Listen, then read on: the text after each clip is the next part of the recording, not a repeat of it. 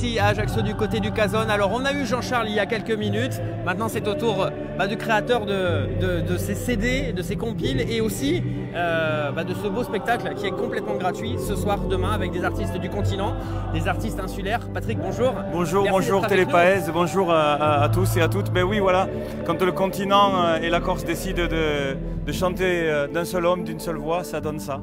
Ça donne une scène digne des Rolling Stones. Hein. Vous voyez, c'est une scène immense. Et puis surtout, voilà, des artistes contents, heureux d'être là, qui ont eu envie et pas besoin. Donc envie d'embarquer sur ce projet, que ce soit le Corso Mezzo Mezzo 1 ou le 2. Le 2, il est ici. Le 1, c'était Place des Diamants.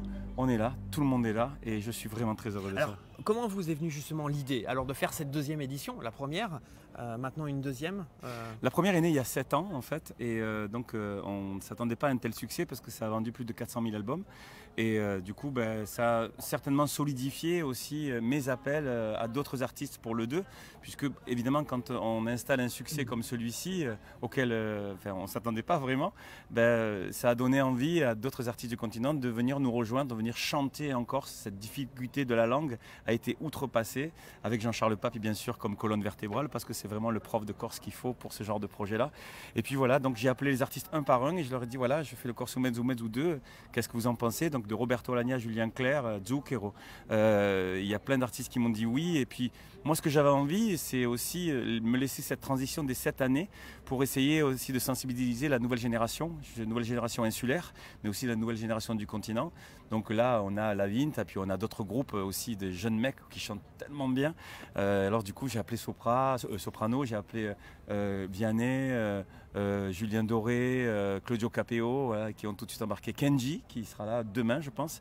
Voilà, donc tous ils m'ont dit écoute, la Corse pour nous c'est un mystère, c'est la plus belle femme du monde. On a envie de chanter la Corse et de chanter en Corse et ils ont fait cet effort là. Donc cette main tendue entre la Corse et le continent culturellement parlant, elle existe, elle est bien là et ce fil là on peut le voir quoi. Est-ce qu'il y a un projet d'un peut-être troisième album? On en est. Oui. On a lancé le deuxième vient de sortir, on l'attend pas pour demain, mais est-ce que. Écoutez, je viens de voir que c'est le Corso Mezzo 2 est numéro 1 et le Corso Mezzo Mezzo 1 est numéro 4 au top. Donc ça laisse de bons présages en tout cas. Il y a une belle énergie autour de ce projet-là et je sais que la Corse en tout cas vont se manifester très très fort parce que quand il y a un tel succès, c'est qu'il y a un engouement des gens. Ces albums-là, cette histoire d'amour, d'enfance pour moi, c'est vraiment comme une mission, quoi. Je suis un peu missionné en fait.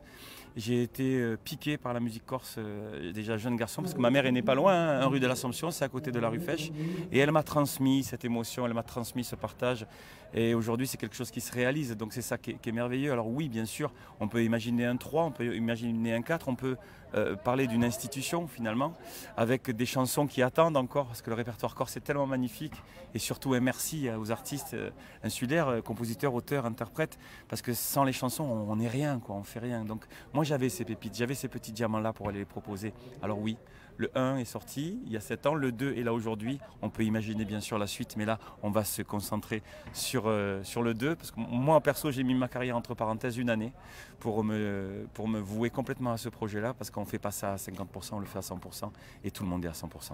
Dernière petite question Patrick, parce qu'on sait que ça court derrière les coulisses, ça vous ne le voyez pas mais bon ça bien. court. Un gros événement à Paris en 2023. En 2023, oui d'ailleurs Aurélie, c'est quelle date Voilà c'est ça. Donc le 28 octobre 2023, donc 2023 l'année prochaine, la Corse débarque à Paris, à La Défense Paris U-Arena. Donc c'est une salle qui contient 45 000 personnes et comme le continent est venu à nous et ça fait 2 fois, alors maintenant je pense que c'est digne que la Corse aille au continent. Donc les artistes insulaires par grand nombre parce qu'on sera beaucoup plus nombreux que ce que nous sommes sur cet album-là. Vous disiez tout à l'heure vous allez mélanger le 1, le 2. Oui, alors je vais mélanger le 1, le 2 et il y a même des artistes qui nous ont déjà dit oui et qui sont sur aucun des deux et qui veulent venir chanter la Corse. Alors c'est carrément inespéré quoi. Merci Patrick. Merci beaucoup. On vous souhaite plein de bonnes choses en tout cas pour ce nouvel album et puis cette soirée. On vous rappelle ce soir, demain, c'est complètement gratuit, ça se passe au Casone. Vous verrez un petit peu la queue parce qu'on va avoir du monde ce soir et demain, mais il faut en profiter et vous allez pouvoir vous régaler et puis à retrouver bien sûr sur France Télévisions. Oui, France Télévisions très prochainement dans les semaines qui vont venir. De toute façon, je vous transmettrai la date. Ça marche. Merci Patrick. Allez Luigi, à presto.